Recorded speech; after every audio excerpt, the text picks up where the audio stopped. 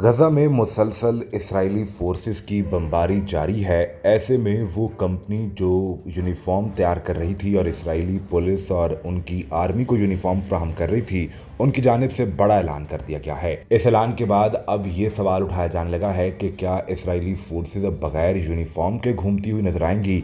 और दूसरी जानिब चीन ने तीसरी जंग अजीम के खदशे का अलार्म बजा दिया है।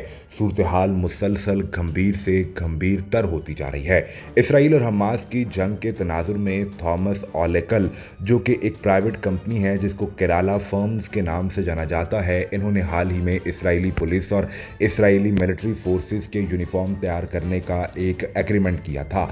ये नए ऑर्डर लेने के लिए इसराइल को वाज़ेह तौर पर लिख चुके हैं कि जब तक गजा के अंदर आप शदीद तरीन बमबारी जारी रखेंगे, उस वक्त तक आपको नए यूनिफॉर्म बनाकर नहीं दिए जाएंगे। लिहाजा ऐसी सूरत हाल में अब इसराइली फोर्सेस के लिए हालात पहले से कई गुना ज़्यादा मुश्किल होते जा रहे हैं, क्योंकि कंपनी की जानिब से ये वाज़ेह तौर पर कह दिया गया है कि गजा के ऊपर आपकी बमबारी ने इंसानी बहरान पैदा करना शुरू कर दिया है, जहां 4000 से ज़ायद गजा के मासूम बच्चों और ख़वातीन और मर्द को आप शहीद कर चुके हैं। ऐसे में किसी भी सूरत में हमारी कंपनी आपके साथ उस वक्त तक काम नहीं कर सकती जब तक आप ये हमले जारी रखेंगे। याद रहे कि 2015 से मुसलसल ये कंपनी उन्हें यूनिफॉर्म बनाकर फराहम कर रही है, लेकिन इस वक्त जब इसराइली फोर्सेस के पास कपड़े ही मौजूद नहीं होंगे, यूनिफॉर्म मौजूद नहीं होंगे, तो उनके लिए हालात किस कदर मुश्किल हो सकते हैं, इसका अंदाज़ा भी किया जा सकता है। इन मुश्किल हालात में चीन ने भी बड़ा खदशा जाहिर कर दिया है।